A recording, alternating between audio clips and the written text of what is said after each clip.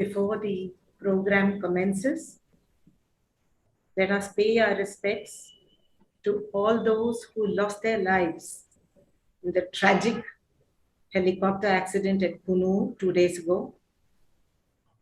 Chief of the Defense Staff of the Indian Armed Forces, General Bipin Rawat, was one of the most decorated soldiers of his time and was in the process of scripting far-reaching reforms in the armed forces.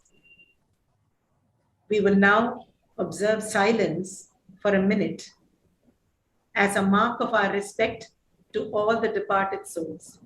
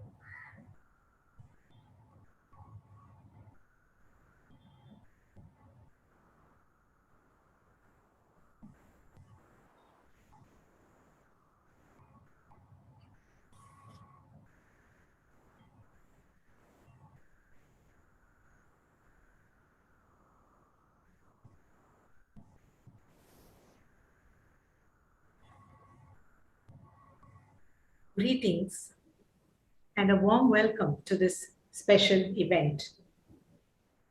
It is wonderful that we have several participants with us this afternoon, both on Zoom and on live streaming that we have going on YouTube. This response is truly heartening to us, more so because we have for over 7 decades. In fact, 2022 happens to be Orient Black Swan's Platinum Jubilee year. We have for over 7 decades placed reading, critical thinking, and empathy at the heart of all the publishing we have done and continue to do. Today's event is our affirmation of reading. Why now? Because we're all aware that the need to empower our children with effective reading skills, with discernment, with empathy, has become urgent in today's context. There is so much to say about this, and we are going to hear from the best. We will set the tone with an introductory address from Dr. Shweta Singh.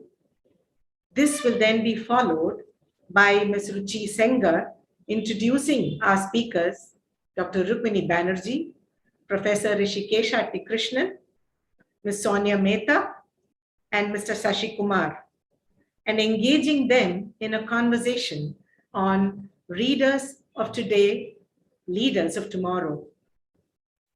Dr. Shweta Singh certainly does not need to be introduced to this audience, but I am more than happy to do so.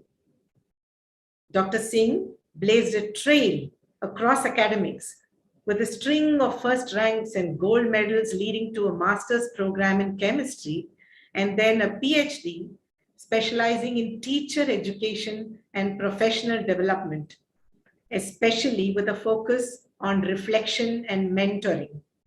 We know that these are more critical to our schools now than ever before.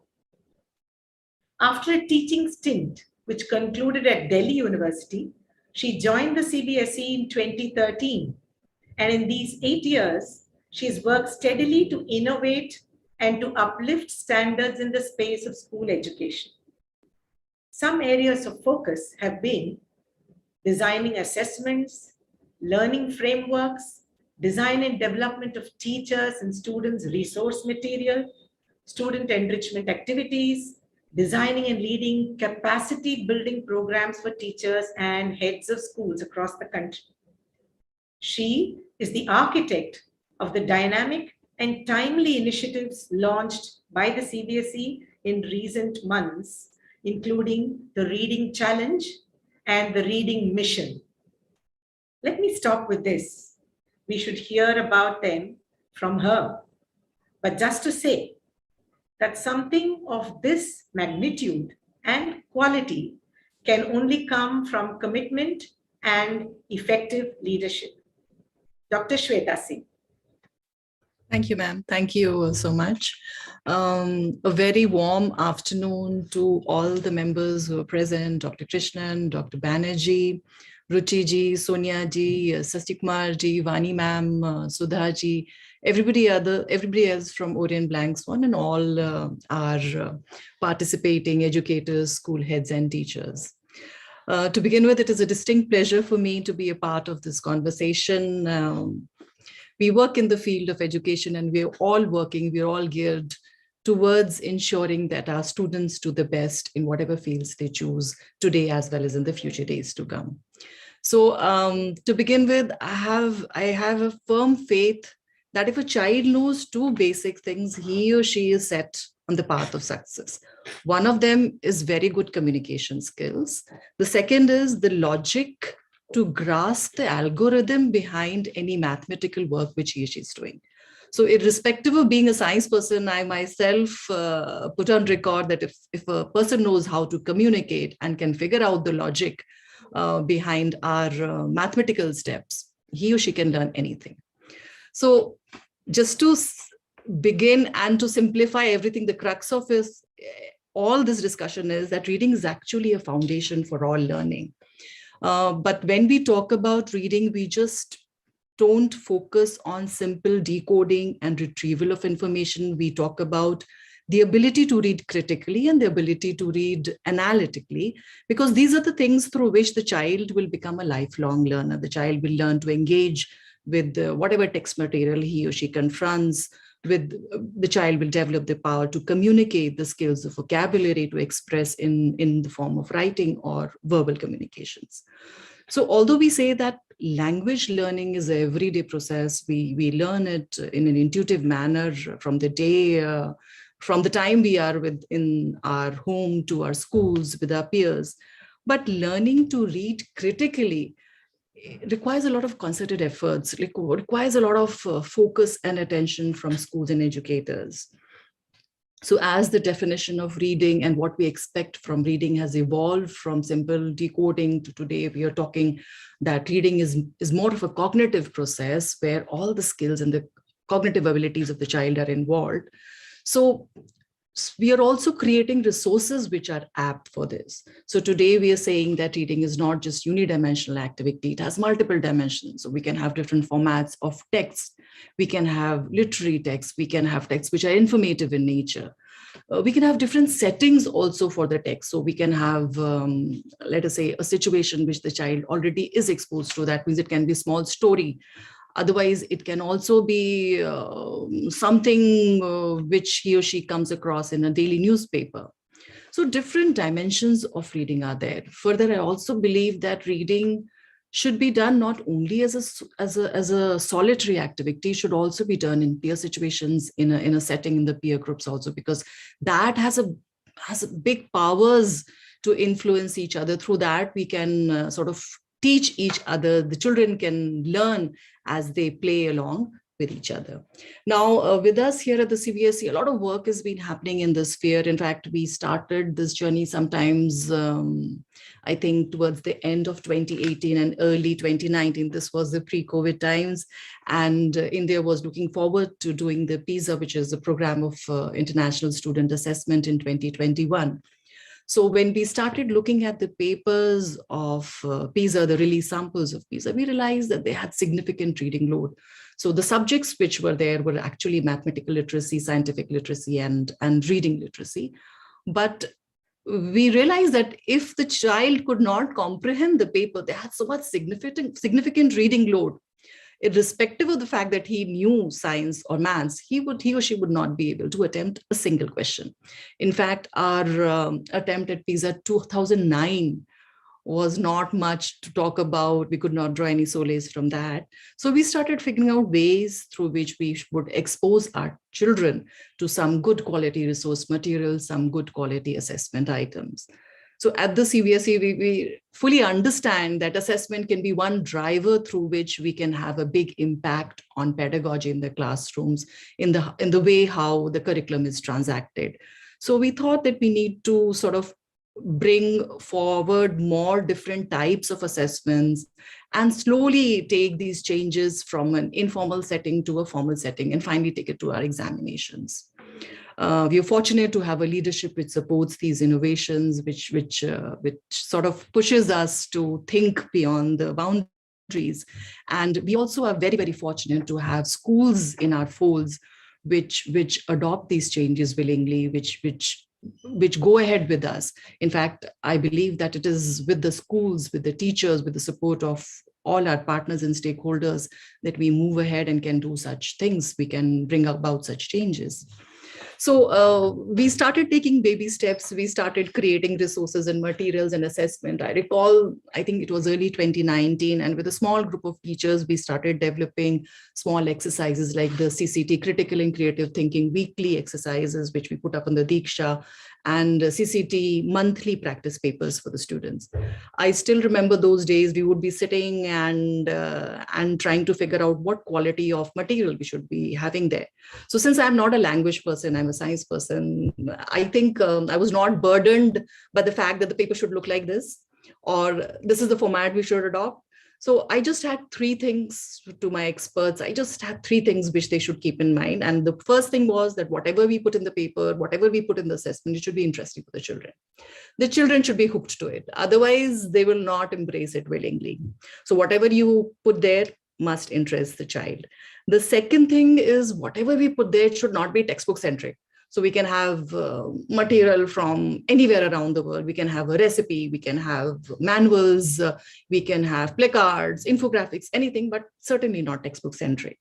And the third thing is whatever questions we put there, they should not be focused only on retrieval. So they should be more analytical in nature, more critical in nature, more evaluative in nature. We should put the child in the step of the author and compel the child to think from different perspectives, be it the person who's writing, be it the characters, and so forth. So I recall we started picking up material from the newspapers, from the Hindu. The first, probably the piece which we picked up was that weather thing which comes every day on the Hindu. And then we started picking up very interesting articles from the web and internet. And Ruchi has been a big part of this journey with us. She was one of our key experts who helped us create these lovely pieces and items. Then slowly we realized that the students are not doing very well in these exercises and these practice papers and all. So we thought of another enrichment activity. We started with the CBSE Reading Challenge. In fact, this is going to be the third year which we have floated the CBSE Reading Challenge. It was a very simple exercise. We had around 6 different types of material and followed by questions, of course, and it was a power and speed test.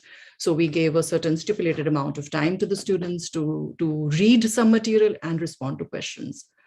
Around more than 3 lakh students participated in the first reading challenge, which we did, and we were pretty surprised. It was an eye-opener for us to realize that not even 50% of the students could do 30% of the questions correctly. So I think this sort of triangulated the findings of other reports, the ASER reports and so on, which I'm sure Rukmini ma'am would talk about it, that the children are very adept, they're quite good in their assessments, which they do in the examinations, in the end of term assessments. But when we give them these different sorts of assessment, which are more focused on critical thinking, then we really have, probably they can't do so well. So we started focusing once again on what other things we could do. We began with the CBSE Reading Vision. We partnered with Center Square Foundation as well as the Story Weaver Pratham Education Foundation. Then we provided through this platform a series of books for the teachers, along with follow-up activities, which they could take to the classroom and read aloud. We are also planning to expand this repertoire of collection to include more books from different places and diversify it. over a period of time, we have also incorporated these questions and different types of text in our examinations, in our sample question papers, in our board examinations. But once again, I feel that we still have a long way in terms of how we are developing these assessments, in terms of the quality of questions we are creating as teachers and experts for assessment, and also in how we are prodding our students to adopt these materials and passages. So at the end of the day, all of us, I think, are focused on igniting a spark in the learner, where he or she picks up any material which is a written text and would love to explore it, would love to read it. So I think I take too much time. I firmly believe that the popularity of a speaker is inversely correlated with the time he or she takes on the platform. So I'll end here, and thank you so much for listening to us. I would also love to have our school heads and principals and teachers be a part of our reading mission and join that platform to register their teachers and explore the books which we are offering. Thank you so much. Namaste. Thank you, Dr. Shweta. It's no mean challenge, to usher in change of this scale and magnitude. It's not easy. It's going to take a while, but I think what will drive it is all the positive thinking and the energy, the initiatives that are already launched and are underway. I think they can only gather momentum. I believe very positively that that's going to happen. And I think all of us are in it together, because reading is something that we are all passionate about. And we would love for our children to be able to evolve, grow into, complete human beings and leaders without title, as the cliche goes nowadays, and that can only happen with reading. And we have some wonderful speakers waiting to talk to us. But before they come on, I should introduce you to Ruchi. All of you, let me invite Ruchi to initiate the conversation with our speakers. Ruchi is multifaceted, as the Americans would have it. She has taught English language and literature in some of the finest schools. She's authored books on ELT for Orient Black Swan 2. She trains thousands of teachers, mentors them, consults with and writes for the CBSE, as mentioned by Dr. Shweta, is deeply focused on reading and critical literacy.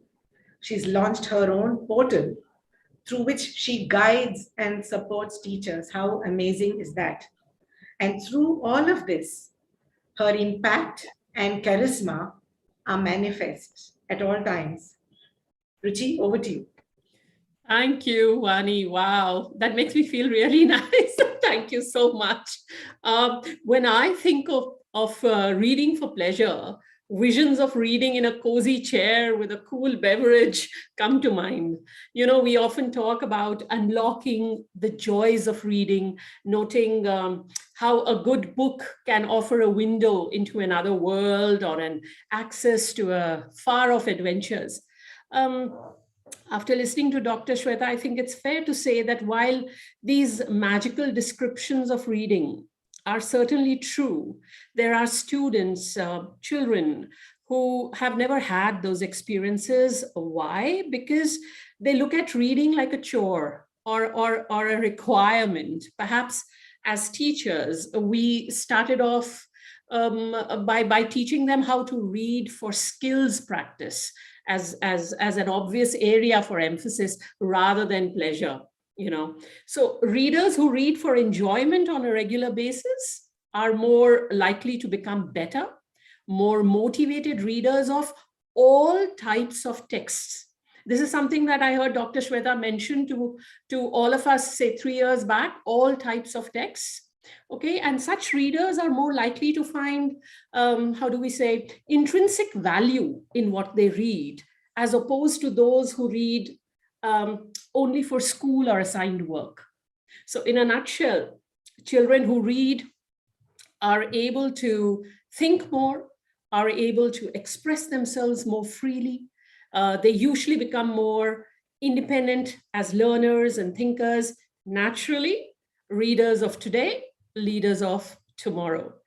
To share their thoughts on this, we have with us today our celebrated panelists, some of the brightest stars from the readers and leaders galaxy, if I might say. It's a privilege to introduce the first speaker, Dr. Rukmini Banerjee, the Chief Executive Officer of the Pratham Education Foundation. And alumna of Delhi School of Economics, Dr. Banerjee is an Oxford University Rhodes Scholar who completed her PhD at the University of Chicago. On her return to India, she joined the Pratham Education Foundation and has, over the years, worked extensively in its education programs in rural and urban areas. She has remained invested towards improving children's learning outcomes and supported and reinforced this via a significant role in designing and supporting large-scale partnerships with state governments in India. The first ever recipient of the Maulana Abul Kalam Shiksha Puraskar by the government of Bihar, Dr. Banerjee was also awarded the Hidden Prize for Education Development this year. Her conviction about the joys of reading and focus on reading literacy has established a partnership with the CBSE Reading Mission, which encompasses the Pratham Books Reading Program. Beautiful. Apart from writing frequently on education, Dr. Rukmini Banerjee continues to spark the imagination of her young readers through her books and stories. Welcome, Dr. Banerjee. I invite you to please share your thoughts on readers of today, leaders of tomorrow. Thank you so much, Ruchi. I want to thank Orient Black Swan for, on a busy working day, allowing us the pleasure of sitting back and thinking about reading. As Vani was speaking and then Shweta, random thoughts were going through my head. And for some reason, I remembered an incident from my childhood. My father was an English professor at university, and he had many students. And I remember one particular year, he had a blind student in his MA class. And they were looking high and low for readers who could read to this young man.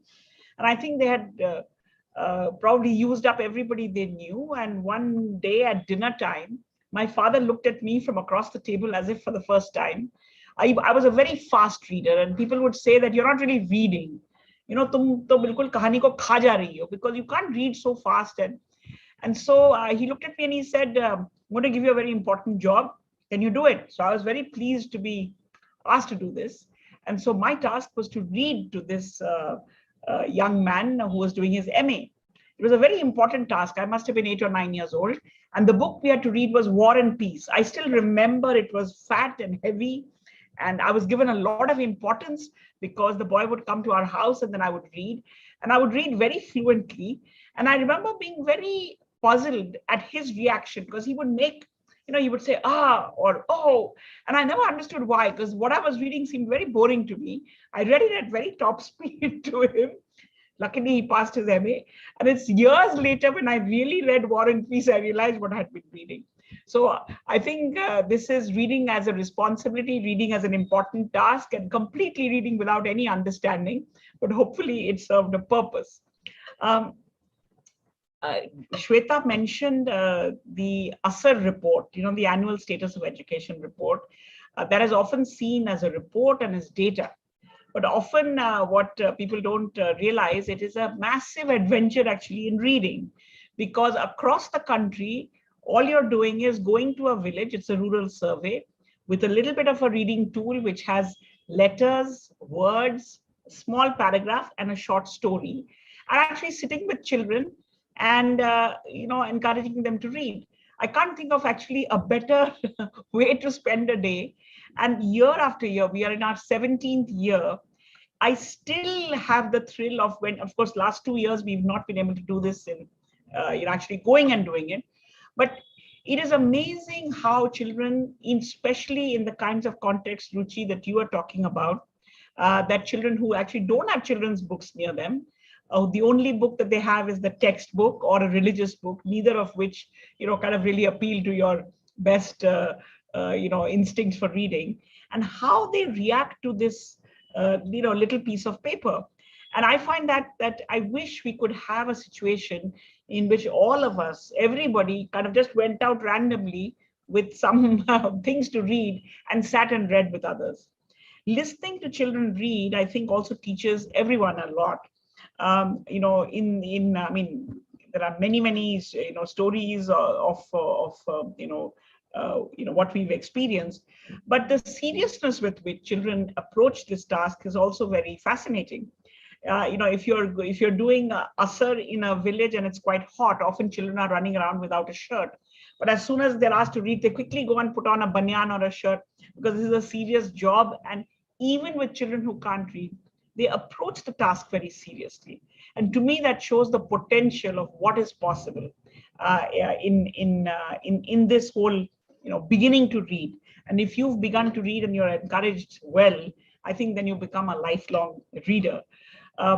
What you write as well, if writers could hear children read and watch them, I think it would change your writing tremendously. I remember a small paragraph.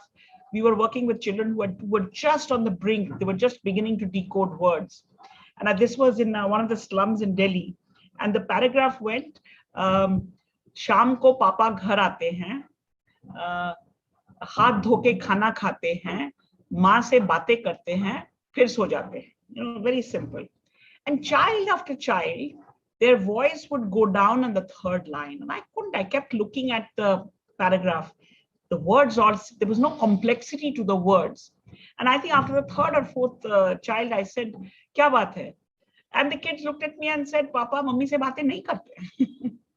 Now, you have to just listen to their voice to hear that they were like, "What are you writing about?" So I think that there is a lot to be said for, both the act of reading, what you gain, what others gain around you. And, we have videos because we work so much on reading, but what a child looks like when he or she can't read, they shuffle, they don't look at you in the eye, you're quite shy, you look away, you find some reason for not engaging and so on. And then as the process of learning to read goes on and you become a confident reader, your backbone becomes straight, your head becomes high, you become confident. So reading is just the visible part of what you can see. I think what happens to you internally, I think is phenomenal. So to me, reading is as critical. I mean, the act of suddenly learning how to read is like riding a bicycle where you were falling every day and then one fine day you don't fall at all. Or like swimming, where you couldn't keep afloat and then suddenly something happens. I think it's a really magical moment.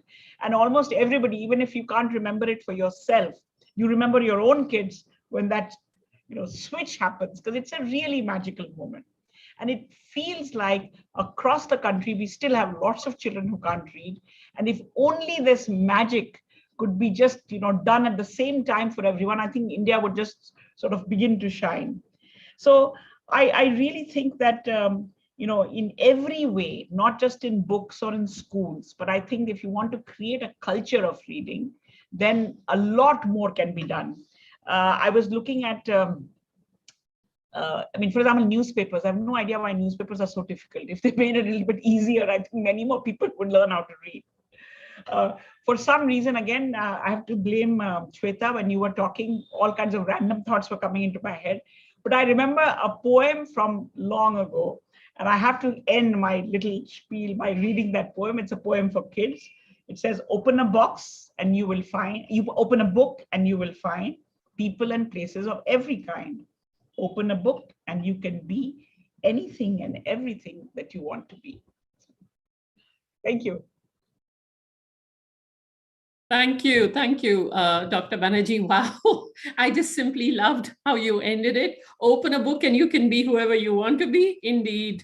Dr. Banerjee, we've often observed that children tend to stick with an author or genre while reading books. You know, if they feel comfortable with it, they'll stick to the same kinds.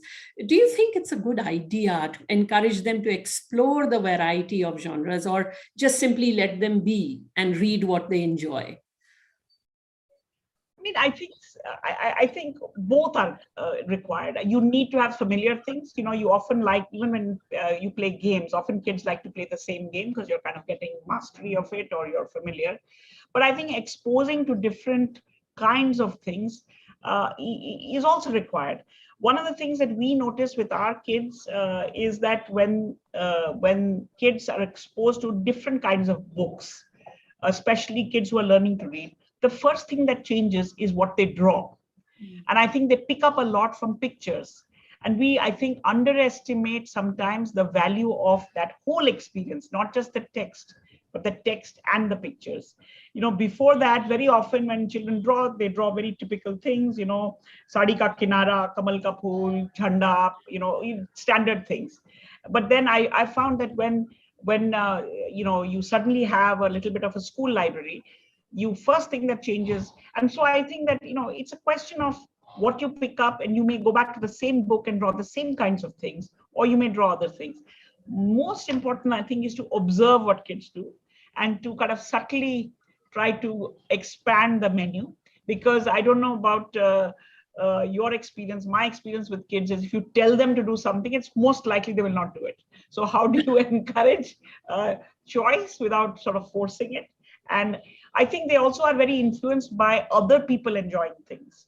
So, you know, if you tell them a story, yeah, I read a story, it was like that or like this, and sometimes that expands. So I don't think there's any right or wrong. I think the more kids want to do things on their own, the better it is.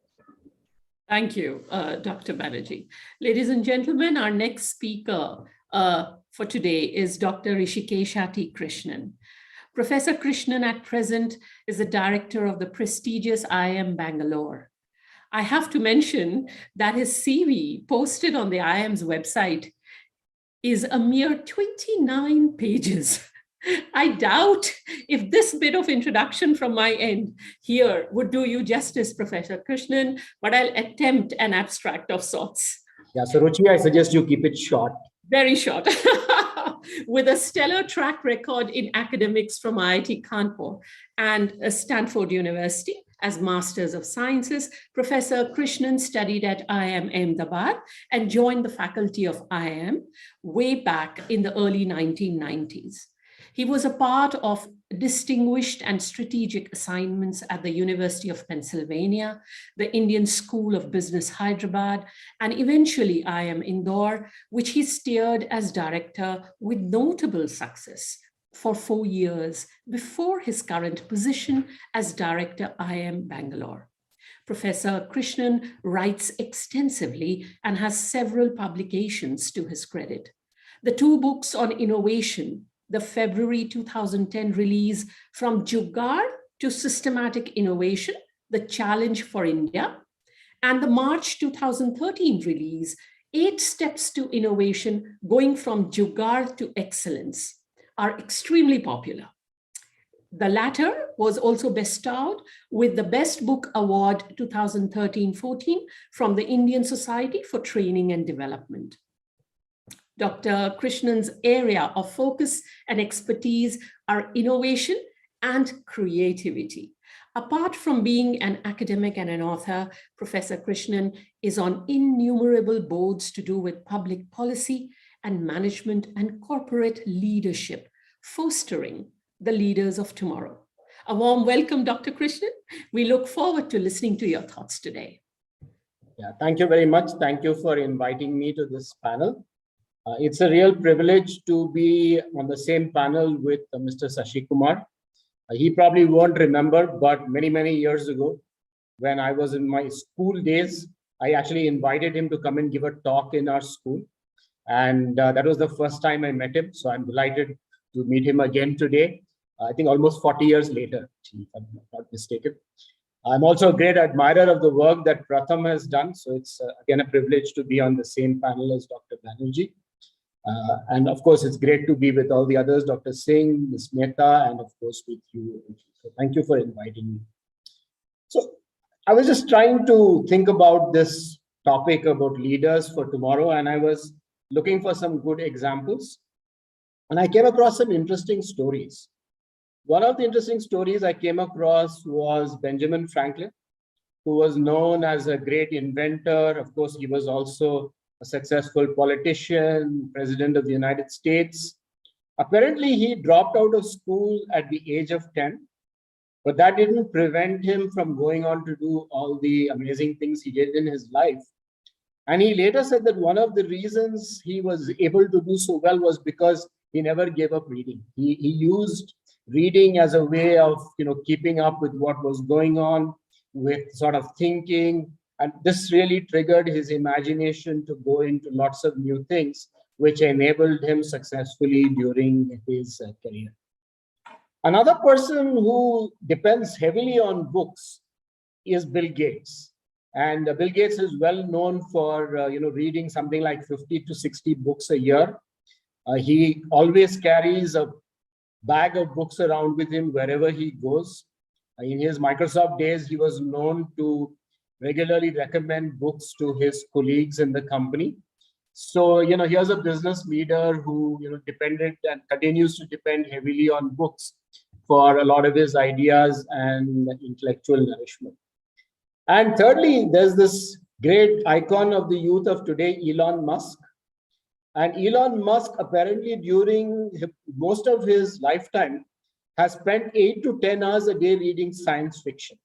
So when you look at all these, wacky ideas that he has, that he ultimately seems to be able to translate into reality, whether it be space travel or electric vehicles or whatever else, a lot of the inspiration and ideas for these seem to come from the books that he reads. So I just thought I'll give these 3 examples just to, give you some indication of the importance of reading.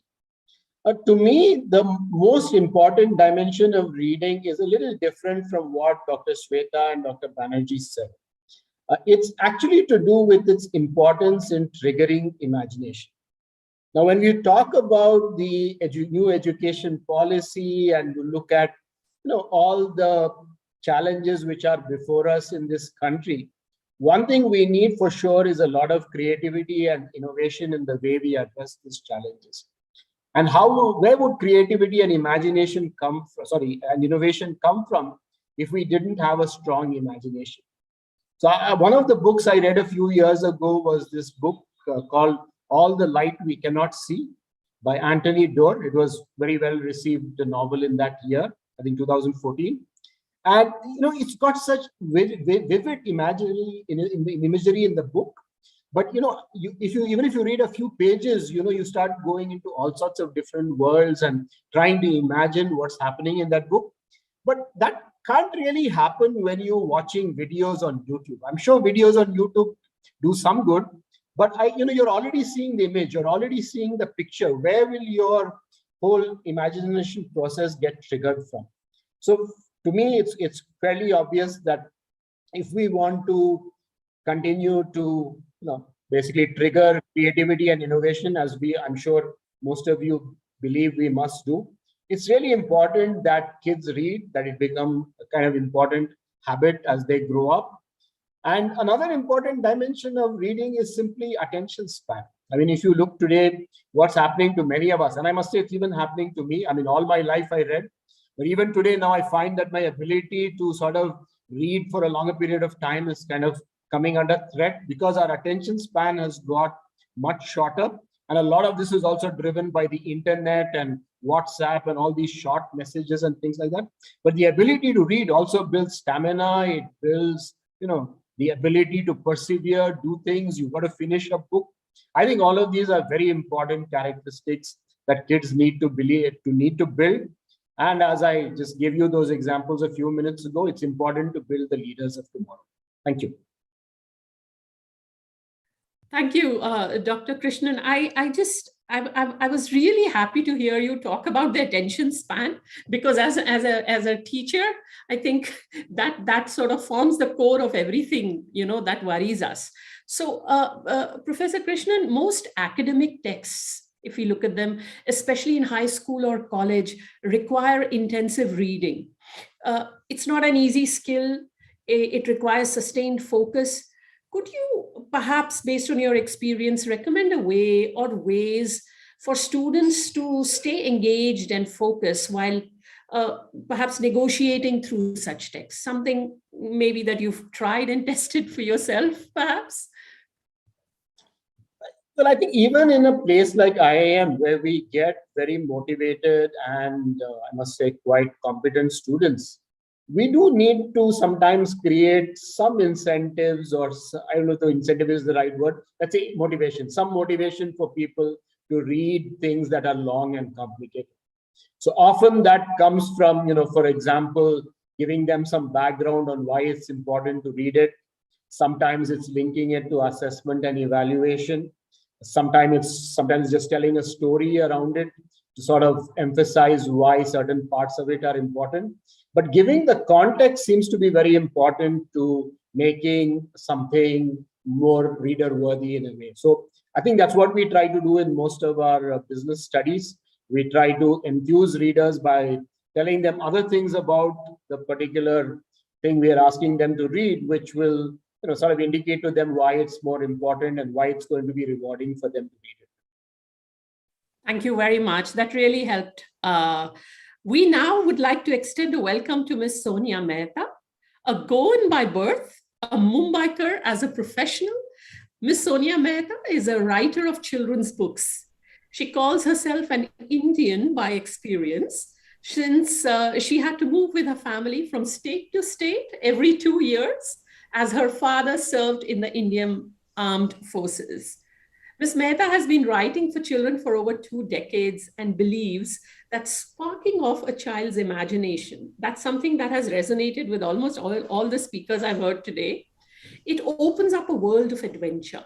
Her body of work is wide-ranging. She created one of India's first dedicated children's newspaper sections and conceptualized the Cadbury Bonvita quiz contest for TV. She has not only written books, songs, poems, and stories for leading publishers in India, but also several African nations, the USA and the UK. Ms. Mehta co-founded Quadrum Solutions, a content company that she runs in Mumbai. She is also the co-founder of Pod Squad, a retail children's edutainment brand entrenched in the belief that children learn best when they are having fun.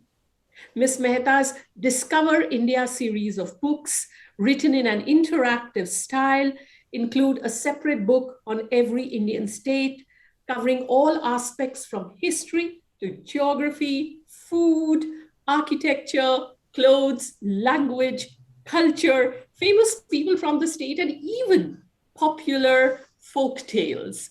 I own quite a few copies, Ms. Mehta. Her Dealing with Feelings set of books and little stories based on STEM learning are a very exciting and absorbing read for children. Ms. Mehta is a much sought after storyteller by school communities. A lot of what Ms. Mehta writes is not just a story, but involves giving them something to ponder too. And that's how she builds leaders of tomorrow from the readers of today. Welcome, Ms. Mehta. The floor is yours. Thank you so much, Ruchi. And thank you, Vani, Pradeep, Nandini, for including me in this incredible group of people who are doing such groundbreaking work. And it really makes me feel very encouraged and hopeful. And when I see the kind of work that you guys are all doing, it's amazing. So, a lot of what all of you have said already echoes what I believe in. And so I must tell you that for me, exercise and workout is a big challenge, because I have not been doing it all my life. So now at the age of 62, I get up in the morning and I try to walk those 4 or 5 kilometers, and I find my body is just not accepting it. I cannot, my hips hurt and my knees hurt, etc. So one of the things that I have realized over the years that I have written and interacted with kids is that reading to the mind is what exercise is to the body. And if your reading muscles are not developed right in the beginning, there's a good chance that they will atrophy. And you'll not be able to use them the way you'd really like to, the way you need to as you grow, whether it is as Ruchi, you said in the beginning, whether you're reading for pleasure or whether, as many of you, Dr. Singh, Dr. Banerjee, all your attempts, all your efforts that you all have been making for children to learn in a more structured way. So whichever the objective is, the habit, the ability to be able to read is something that has to start very early. And, in many of the storytelling sessions and the workshops that I do with children, one question that comes to me from parents all the time, very concerned parents, ki my child doesn't read, mera bachcha padhta nahi hai, I keep giving them books, but they don't read. How should I start them off? And, this is something that I'm sure all of you are experiencing, is that very often the parents are not big readers themselves. So what happens is they are already at a slight disadvantage when they want to encourage their children to start reading because they have not had that privilege, that joy. So there is this question, they all know that they want their children to read. I must share with you that when my son was 4 years old, I had grown up, like many of you would have, on a diet of books of Enid Blyton and Nancy Drew and all of the others. So me and my husband desperately wanted our children to be big readers.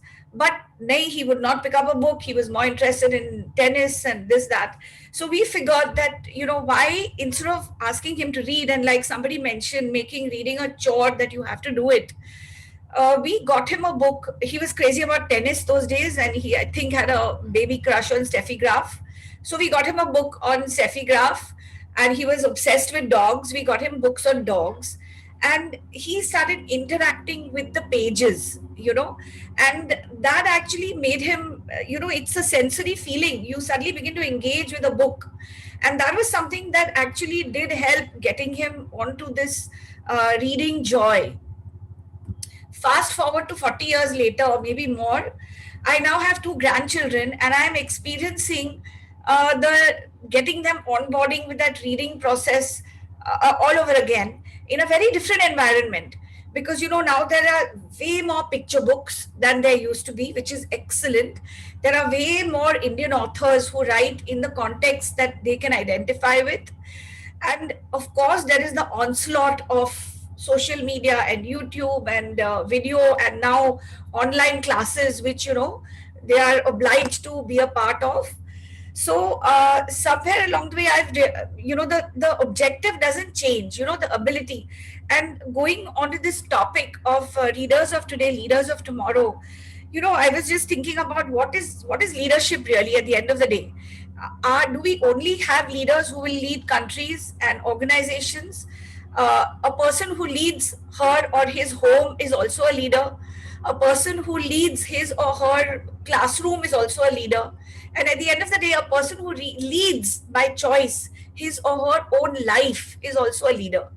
And when you think about it, that what is it that you need to be a effective leader, whether it is of a country or of your own life, I feel that, some of the things that some of our speakers have already mentioned, yes, of course, the ability to concentrate, the ability to focus, in a more tangible way, a vocabulary. Having a good vocabulary gives you such immense confidence when you're talking to people in your life later, all through your life. Then the other thing is that, your mind becomes trained to accept new ideas. I think readers, so even if the child is reading a Hare and the Tortoise story, somewhere the child is beginning to realize that the hare can run faster than the tortoise. First objective, GK achieved. So that that rabbits run fast, hares run fast, tortoises don't. Second objective achieved, the tortoise had an idea. So you can, critical thinking, what some of you mentioned, that objective gets achieved in that. And then how did the tortoise actually do it? Problem solving. So, these are things which are subliminal, I believe, in the stories, embedded into the stories, and children take away a lot more from stories than what we think they're taking away. And as somebody said, as a writer, I love the idea that you listen to the children read and you learn so much from, because you are writing from one perspective, they may be taking away something totally different. So they are learning a lot, I believe, from every story. Just one more point. I mean, I could talk about this for like an hour, but Vani has told me we've got 5 to 6 minutes. But one of the other things that I feel that when you get exposed to different cultures, none of us is ever going to have the privilege or the ability to experience everything in the world. So today, if I want to know how people live in Greenland, I'm never going to be able to go there. I doubt. But at the same time, through books, I will know. And so this reading kind of really stretches your mind to experience things that you will never in your life get to do. And picture books, for example, I'm seeing the transition from picture books to chapter books that children go through. When they're looking at picture books, the pictures support the text, and they're reading the text, they're seeing the pictures, there's a sort of correlation, and they're being guided along by the creators of the book to reach the end of the story. When you go to chapter books or slightly older books, I do this with my granddaughter who's 4, so she can't obviously read chapter books, but she does read a few which have got no pictures, which I read to her. And she's looking into the distance, and I know she's imagining. So she is imagining something which I hope the story that I'm reading out to her is giving her the wings to fly. So I think that kind of ability of being able to stretch your mind to visualize things which are not shown to you is something that books do. And that ability, when you take it forward into scenarios that you are going to experience as an adult, whether it is in your company, whether it is in your house, whether it is in your workplace, whatever it is, I think it is absolutely valuable, and it's something that children start off at that early age and can benefit from all their lives. So I think this is something. And the last one that I really wanted to touch on is that today there is just so much data available, whether it's digital, whether it's Google, whether it's real or not, but the data is available.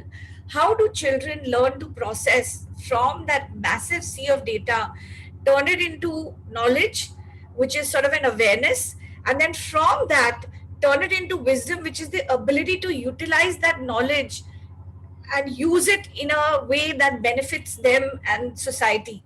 I think if they master that technique, then whether it's leadership, whether it's innovation, I think we've got winners out there. So that, I hope, was a nutshell of what I really want to say, a bit of what I wanted to say. Thank you. Thank you, Ms. Mehta. I just simply loved the family anecdote that you shared. I can quite, it resonates with so many of us who have had children. Could you, I heard you mention reading being an interactive experience. You talked about it being a sensory experience as well. Could you just maybe quickly help us understand by elaborating on that a bit, please? Yeah, I feel that, when a child is reading, especially at a younger age, you mentioned decoding. So there is a mental activity in that. But what I have seen with very young children, the physical act of being able to pick up a book, to turn the pages, and in fact, many of the books that I do, which you had mentioned earlier, I try to bring in some interactivity into the book. So what happens is it's not an assessment, because these are books for pleasure. So it could be a little crossword, it could be a little maze, it could be a little word search, but what happens is it reinforces what they've done, an idea that they've done. Or like, for example, I'll give you an example. There's a series that I've done, which is called Dealing with Feelings, which talks about dealing with anger, with guilt and shyness and things which you think children really don't feel, but they do. So, for example, one of the activities that I've given them is that I've said that, okay, there's a little story about this Grumps the goat who gets really angry and, things happen. So that's the part of the story. When the story gets over, I've said, what makes you angry? I've asked the child. I said, write it all down, okay, with the help of mama or papa or whoever, and then take a paper, tear it all up and throw it away. So suddenly your anger has gone away. So what happens is it's a fun sense. That's what I mean by sensory. It's interactive. It sort of engages them with the point that is being made, and it becomes a whole lot of fun. So that is something that I feel really helps children enjoy the book and get the point. Thank you, Ms. Mehta. We promise we will continue to flex our reading muscles. That's a definite. It's time now to invite a final panelist, Mr. Sashi Kumar, the chairperson of the Asian College of Journalism, Chennai. The founder of the Media Development Foundation, he is a print and broadcast journalist, filmmaker, and media entrepreneur. He was among the earliest newscasters in English on national television, Doordarshan. Many of us in this audience will remember his flawless diction and charismatic screen presence as an iconic presenter. Mr. Sashi Kumar's assignments include work as the Middle East correspondent for The Hindu and a news anchor on Radio Bahrain in the mid-1980s. Apart from these assignments, Mr. Kumar has produced and anchored numerous shows, documentaries, and features for national television in India. He founded and launched AsiaNet, India's first satellite TV channel in Malayalam, and the country's first statewide cable TV network in Kerala. He has scripted and directed feature films and has acted in a few Malayalam feature films too. Mr. Sashi Kumar writes a regular fortnightly column titled Unmediated for the Frontline magazine. Unmediated is also the title a book comprising his essays and articles has. A recipient of several prestigious awards for his work in journalism and films, a leader and pioneer, Mr. Sashi Kumar is ideal to share views on how reading has evolved and where it is poised with media and technology. Over to you, Mr. Kumar. Thank you. Thank you very much for that generous introduction.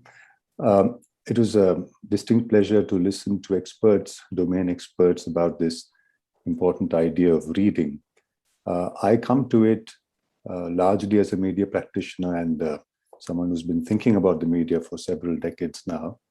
And I have a slightly different take on the whole idea of reading. The first point I'd make is we shouldn't take reading for granted as the most important way in which you develop your imagination, trigger your imagination, your cognitive capabilities, because there has been an objective reality that has changed when we shifted from the Industrial Revolution to the Information and Broadcasting Revolution, or the Information and Communication Technology Revolution, as it's called. We have moved from one form, from one paradigm, if you like, to another. And the shift has really been from a linear to a non-linear world. You know, our capacities, the way we understand the world, is not as linear as it was before. The shift also means a shift from prioritizing what you call depth to prioritizing what you call breadth. Lateral thinking, I think, is at a premium today. And a millennial generation that is growing up with the screen rather than the book as a paper or as newsprint in the media. Of course, the content is nevertheless the same, sometimes even better. Has the experience of a combination of, shall we say, inputs: the readerly, the visual, the moving visual, the still visual, the podcast. This is what we call the multimedia, multitasking, interactive kind of objective reality. And that is what the millennial generation is growing into. Class after class or batch after batch of students at the ACJ, in the very first session when I asked them, how many of you read the newspapers in the morning? In a class of, say, 200, 5 or 6 hands go up. The others don't read the newspaper as we understand it, because they're on the tablet. And yet they know far more at the level of breadth than many of us who read the newspaper, a particular newspaper or a couple of newspapers, and have views or news that are expressed in them by those who are running those papers given to us every morning. So there's been a huge shift in the way this has gone. When I say when you privilege breadth over depth, it isn't necessarily a value judgment. breadth can be as important as depth. We are, of course, used to the idea of depth being more important. But if you look at the terminology of the modern media, I mean, you talk about surfing the net, for instance. You don't talk about diving into depths of knowledge or ascending heights of knowledge on the internet. Spanning, scanning. The terminology, the jargon of the new media is mostly of breadth, not of depth, which doesn't mean we are living in a lesser world in value terms. I think it's just a different world. And the millennial, I think, therefore, is experiencing something which we in our youth, in our millennial kind of space did not experience. That I think is very important. Secondly, I think it's important to remember, we speak about reading triggering imagination. I'm sure it does. But it's also important that sui generis original ideas don't necessarily come from someone who reads those who have given those ideas to us. Socrates was not a reader, but Plato wrote reams about him, and we read Plato about Socrates. Jesus Christ, Prophet Muhammad, Buddha, they were not necessarily readers, they were thinkers. They created new avenues of thinking. They created new life systems, philosophies. And subsequently, of course, we wrote that. As we all know, we have had oral traditions in the East and in the West. In India, even whether it's in Pali or in Sanskrit, it was several million or several centuries before you started writing down. Before that, it was all oral communication. And orality, I think, orality took a back seat with the power of the written word, of course, with printing, with the Gutenberg press, with the Caxton press, and so on and so forth. But we are now again at a situation in technology where we are able to retrieve the lost dimensions of the power of the visual, the power of the audible, the power of immersiveness, as we call it in the digital media.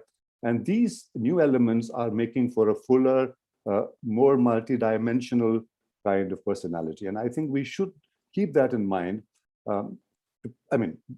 Devil's advocacy would suggest that an unseemly emphasis on reading would actually be papering over, road rolling over all of these elements, which have probably been on the back burner for a long time. The other aspect I'd like to speak about briefly is, why do we say figure of speech?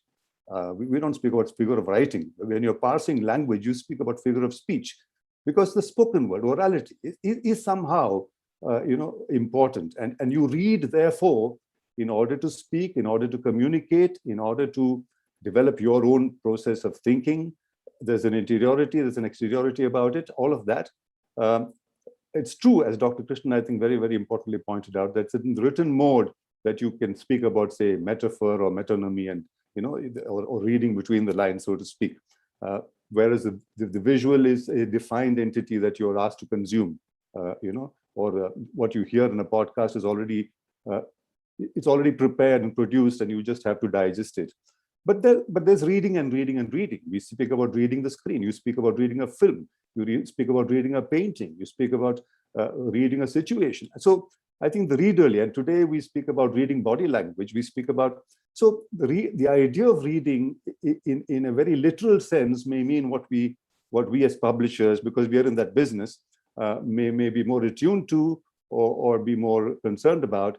But I think there's a larger idea of reading that's opening up. And I think, as Roland Barthes famously said, the birth of the reader is at the expense of the death of the author. In other words, reading shouldn't be to just mimic or accept ipso facto whatever is given to us, but to critique it, to question it, to combat it, to perhaps differ from it. And we need to ask ourselves how much of our reading actually enables us to do that. In fact, if you vary from the text and if you have a different opinion, you get less marks. I mean, that's to begin with. And you're also seen as unconventional. You're seen as a difficult person. You're seen as a person with an attitude, perhaps. So I think the importance of reading should be to encourage heterogeneous behavior, not to homogenize, not to be normative. In other words, not to be status quoist or normative. And I think the seeds of criticism, of difference, of challenging, of combating the given ideas, or taking things for granted, should be one of the important roles of reading. And I don't see why this can't begin even at a very young age. When I think philosophers like Jiddu Krishnamurti and so on have spoken about the need for reading with a difference, precisely because reading can otherwise be a very, very parasitic exercise. You're just perpetuating something without thinking through it. So these are just some dominant thoughts I had. Of course, I'd like to thank Dr. Krishnan for remembering me from so far back. This is what happens when you become old, I guess. Thank you very much. Thank you, Mr. Sashi Kumar, for expounding on how reading has metamorphosed for the digital natives. That was an eye-opener. Mr. Sashi Kumar, I would really want to be privy to your opinion on whether the ebooks, the impact of ebooks on students, if they replace the print versions. I mean, what do you foresee happening if that happens in every school and classroom, since we have so many teachers and academics viewing this today, participating in this? If the ebooks were to replace the print versions in the classroom, what kind of an impact do you foresee? I don't think it's a bad idea, honestly. See, remember, every time you're reading something on newsprint, there's a tree being cut somewhere. And if you're going to prioritize climate change and ecology and all of that, we shouldn't fight shy of moving on to the screen. The screen is the way you're going to consume what's read, what's seen, what's heard. And that's where this convergence of all of this, the multimedia mode and the interactive mode coming into that. And increasingly, you find, I don't see youth. Do you see youth reading? They hold this tablet, you see, they consume everything on this tablet. It can be very obsessive. It can be sometimes very, very antisocial, because even when you're sitting next to each other, you're texting each other. I mean, there are lots of distortions that take place. But nevertheless, I think it's therefore the ebook or reading things on a tablet is the way I think it's going to go, whether we like it or not. And I think the sooner we try and adjust to that idiom, because every technology also has a cultural idiom, the sooner we imbibe that idiom and hone our content to that idiom, I think the quicker we are there. Otherwise, we're just, it's a romantic, nostalgic idea that I want to read the Hindu in the morning with my cup of coffee, and I want to actually feel the paper and feel the newsprint and so on. But that's for me. That's not an idea for the millennial generation at all. I mean, he indulges you or she indulges you when you tell her that. When I tell my son that, and they read the newspaper, and it's non-linear. Their reading is non-linear. It isn't in the hierarchy that we have produced the reading for them. The newspaper has arrogated to itself the right to decide what's top of the news, what's the banner headline. You're actually dictating the way a person is seeing the world. And do we have the right to do that? Yes. I mean, as a media person, I keep asking myself this. So my son starts reading the newspaper, he flips it over and starts on the sports page because he's not interested in the front page. And who am I to say beyond the point that you need to read the first page? So I think that's the way it goes. Whereas in the tablet form, you can go to what you like. If I like making guitars is my obsession, I'll just go and read more about that, and so on and so forth. Thank you very much. Before we regroup to interact again, dear panelists, let's view a short video clip and hear from educators and children what they think about reading and what it means to them.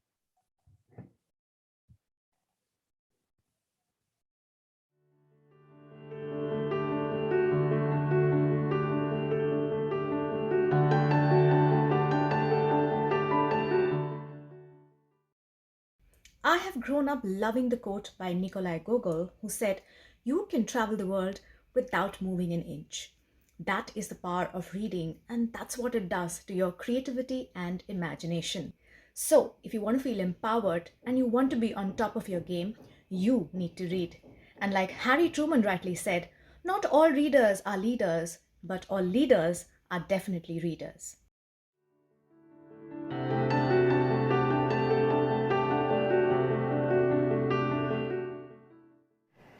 Reading is a skill which all students should have, no matter what age, what grade. But our focus nowadays is on effective reading. To understand the term effective reading, one can simplify it and say any reading that helps you understand, evaluate, and engage with any kind of written text is effective reading.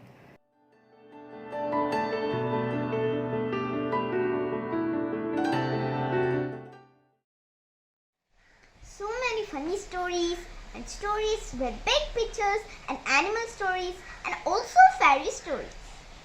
I like to read dinosaur books and interesting things about dinosaurs. I like reading about fairies, dragons, pixies, unicorns, mermaids and fairies, and alicorns and pegasus. Alicorns are horses with wings and horns. Pegasus are horses with wings, and unicorns are horses with horns.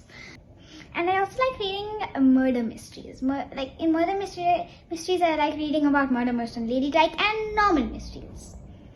I read travel magazines and sports magazines and magazines with supercars and superbikes.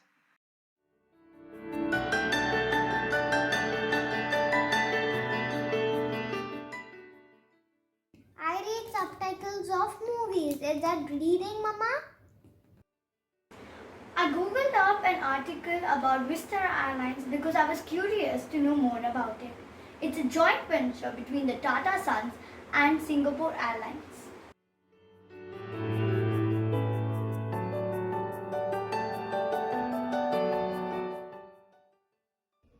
I feel effective reading is very essential for every student.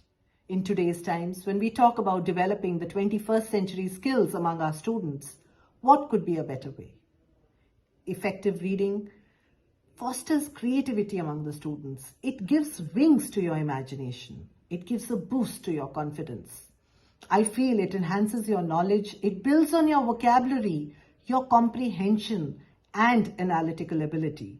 And most of all, I think it empowers you to empathize with others. It acts as an antidote and relieves your stress.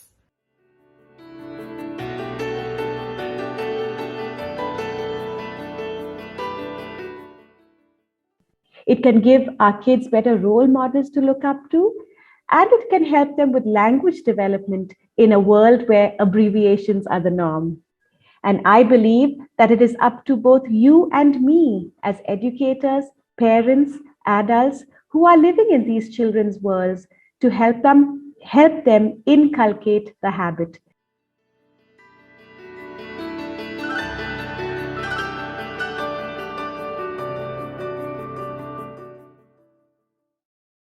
That was lovely listening to the varied perspectives each speaker had on reading.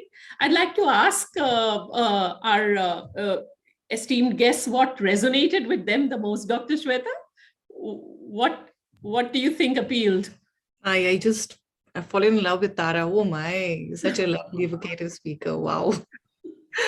So probably she's going to be one of our leaders of tomorrow. Reading gives us so much power. It, as I think Pallavi ma'am was also saying, one of the principles there, that it actually empowers our learner with vocabulary, with expression, with imagination, so many things.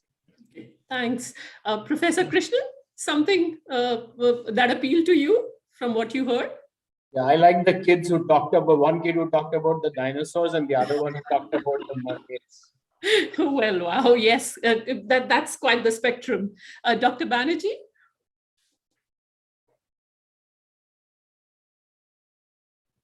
I like the fact that everybody had something to say about reading, whether you were very young, 5 years old, or you were, much, much older. So very nice. Yes. Mr. Sashi Kumar, what about reading the subtitles? The child had a question whether that's reading. What do you reckon? Oh, yeah, I love that. Yes, I love the children. I think they were speaking without any preconditions, without any filters. I think they said it. Yes. Yes, thank you. Miss Sonia Mehta, what about you? What did you fancy from what you heard? Yeah, well, all of it. I loved all of it. But yeah, that bit about subtitles, is that also reading, Mama?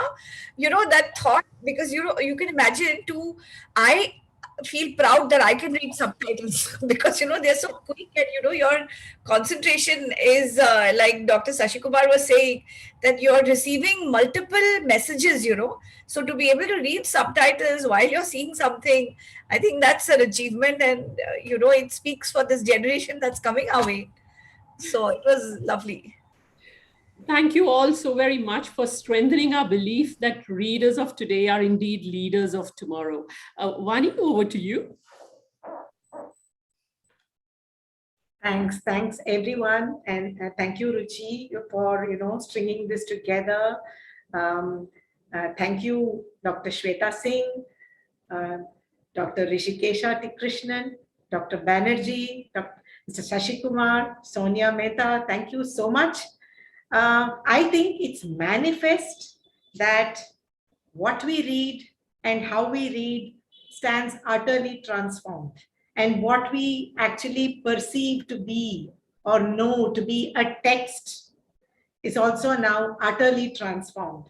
And that resonated with me totally, because I believe that everything that we read now, the children read now in any format, on any platform or media, on the screen or in print, with pictures, without pictures, whatever may be the format, I think everything stands validated and everything can finally serve to spark their imagination and their creativity. And I think we should all, put our best foot forward to make sure that we empower these children more and more in the work that we do. And thank you. This has been such an amazing session. I can't tell you how thoroughly I've enjoyed it personally. And thanks to all the participants for joining us today on this session. And please leave your thoughts with us in the chat box before you leave, right? Thank you so much. We'd love to hear from you. Thank you.